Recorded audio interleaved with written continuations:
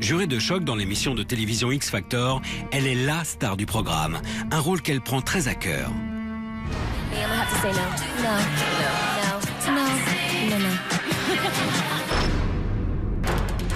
Britney Spears, une chanteuse adulée, une voix, une énergie qui ont fait d'elle la star la plus populaire de sa génération. Pur produit de l'industrie du spectacle américain, ses disques se sont écoulés par millions. La jeune femme était une incontournable de la pop musique.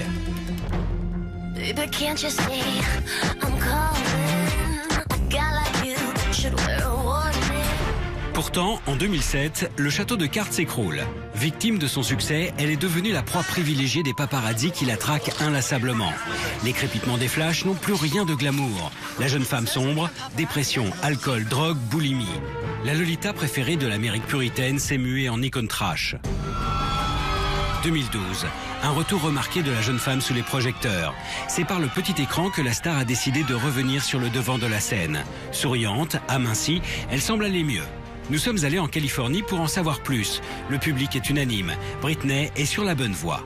Je pense qu'elle a totalement décroché. Elle est jurée sur X Factor. Elle a l'air bien. Elle a l'air en bonne santé. Ses enfants vont bien. Elle va beaucoup mieux. Je pense que Britney va revenir et s'imposer. Deux observateurs privilégiés ont accepté de décrypter en exclusivité pour la saga un parcours hors du commun. Britney, c'est une femme humaine qui est devenue star numéro 1. C'était la petite fiancée de l'Amérique. Elle est tombée très très bas, elle est revenue. Cette semaine, la saga se penche sur le destin étonnant d'une star inclassable. Comment la blondinette est-elle parvenue à une telle popularité? Pourquoi, alors qu'elle était à l'apogée de sa gloire, a-t-elle sombré? L'année 2013 confirmera-t-elle le retour de la star? Réponse dans la saga. Britney Spears. À la recherche de la nouvelle star américaine, un soir de 1991 en prime sur CBS.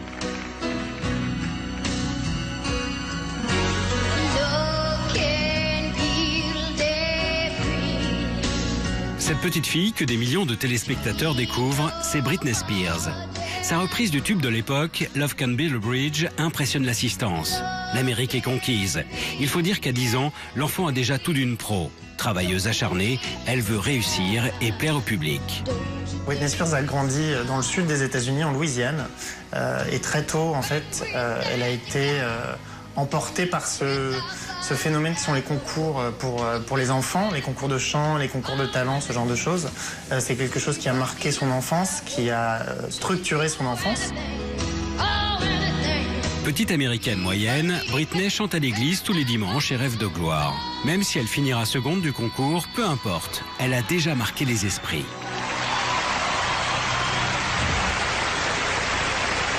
Thank you, Britney. Des photos souvenirs qui évoquent mal la réalité d'une enfance star. Une enfance qui sera rythmée au son des concours, des leçons musicales, des entraînements.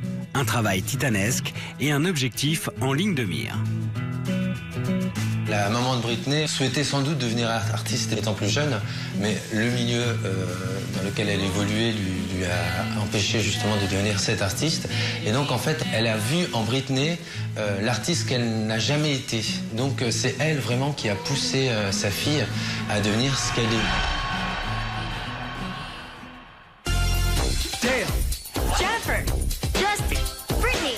Britney a 11 ans quand elle intègre la troupe du Mickey Mouse Club. L'émission préférée des teenagers fait un carton. Sous l'œil des caméras, une nouvelle vie s'ouvre à elle. Quand elle a commencé dans le Mickey Mouse Club, elle s'est exilée avec sa mère à Los Angeles. Elle faisait de la promotion, faisait le tour des États-Unis, elle faisait des télés, elle décrochait des contrats publicitaires. Et en parallèle, c'est vrai qu'elle avait une éducation sur place et sa mère faisait en sorte qu'elle suive bien ses cours. Mais c'était vraiment une autre vie, une vie d'enfant star. Une enfant star loin des bancs de l'école, mais qui s'accroche à son rêve pour se hisser au sommet quelques années après.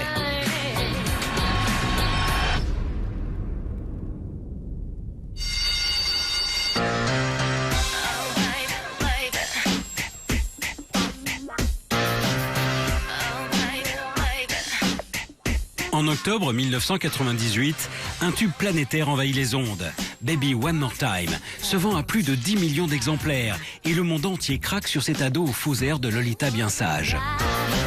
La jeune première est un modèle de vertu, la grande sœur idéale pour toutes les petites filles qui veulent lui ressembler. Elle a peut-être justement le X-Factor, c'est ce petit truc en plus qui fait qu'elle avait un charisme, elle avait une volonté, c'était une excellente danseuse, c'était pas une mauvaise chanteuse, c'était une combinaison un peu de tout ça, avec un premier single qui était énorme, qui était un tube mondial, enfin même avant que ça sorte, c'était évident que c'était une énorme chanson.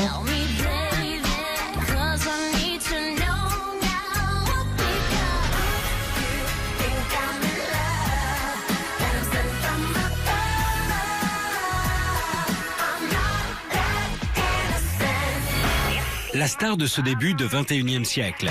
55 millions d'albums sont vendus en moins de 3 ans.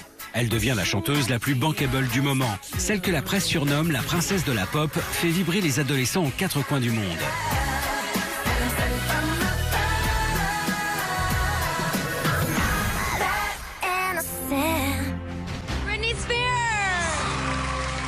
Ça a été une aventure formidable cette dernière année. Au début, c'est dingue. Les premières années, tu te dis que tu es une star.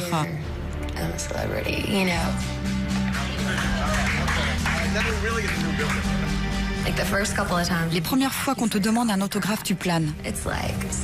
Je suis célèbre. À tout juste 20 ans, la jeune femme a un CV long comme le bras et des millions sur son compte en banque.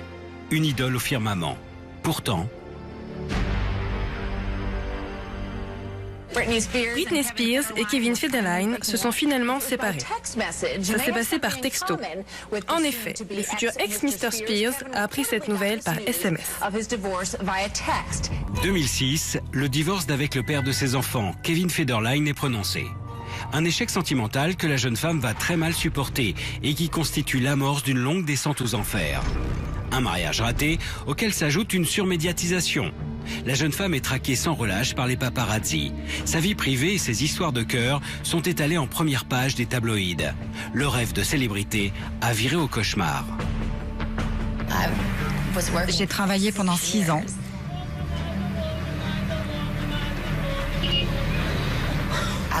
Je rentrais chez moi et je voulais juste tout arrêter.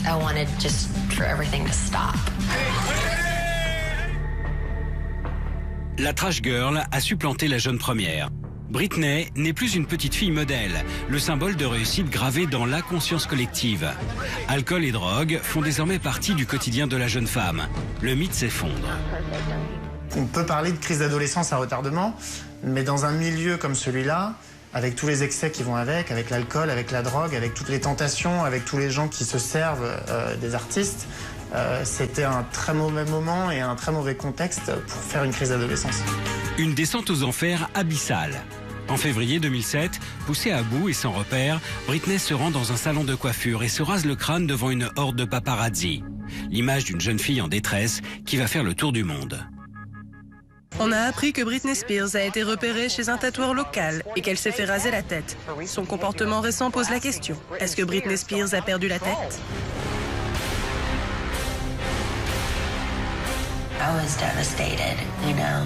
J'étais au fond du gouffre.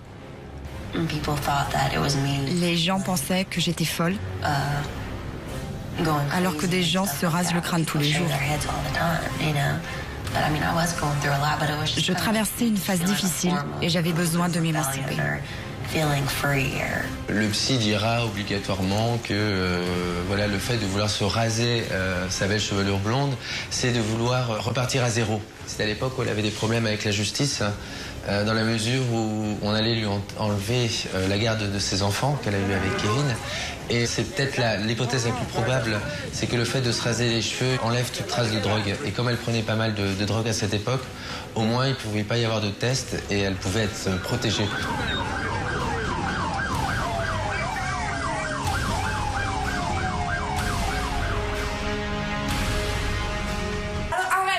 Après...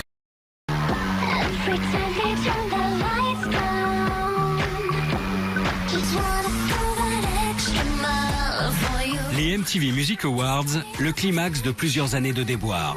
Surcharge pondérale et souffle court, c'est une superstar méconnaissable qui apparaît aux yeux des Américains.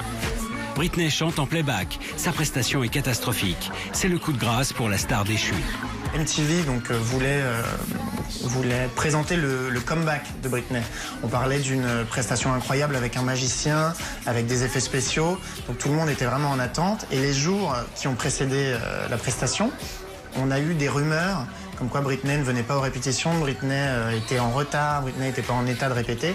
Et ça s'est terminé avec cette prestation catastrophique dont on parle encore aujourd'hui.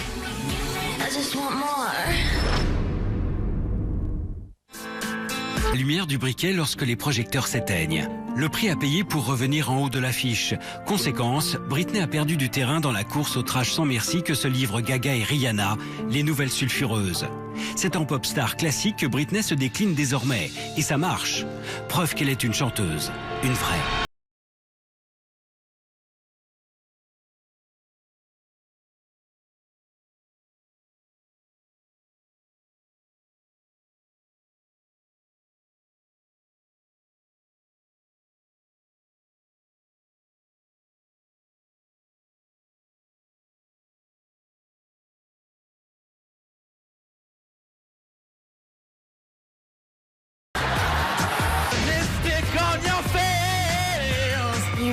Tu as besoin d'un vrai prof de chant.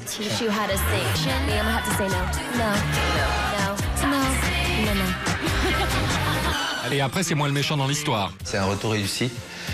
Déjà, elle a toute la profession qui lui a envoyé des petits tweets juste avant, que ce soit Madonna, Lady Gaga, etc. et qui l'ont soutenue. Faut pas oublier que c'est pas une machine de guerre. C'est pas une Madonna, c'est pas une carriériste. Britney, c'est une femme humaine qui a voulu faire de la musique, qui a voulu en faire son métier, qui est devenue star numéro 1 à son époque, et qui reste très fragile. Et je pense que le public a beaucoup d'affection pour elle, lui a pardonné beaucoup ses faux pas, lui a pardonné plein de choses. Restera l'artiste, l'humaine, l'incontournable. Britney Spears, Star Forever. C'est une star qui, de toute façon, a déjà marqué l'histoire de la musique. Ça fera un peu sourire certains sans doute, mais elle a des tubes qui sont rentrés vraiment dans l'histoire. Elle a Baby One More Time, elle a Toxic, elle en a plein d'autres dont on se souviendra encore pendant longtemps. Elle a que 30 ans, Britney. On a l'impression que depuis le temps qu'on vit avec elle, elle aurait l'âge de Madonna, mais non, elle a que 30 ans, donc 30 ans, 40 ans, 50 ans, elle a encore des belles années devant elle.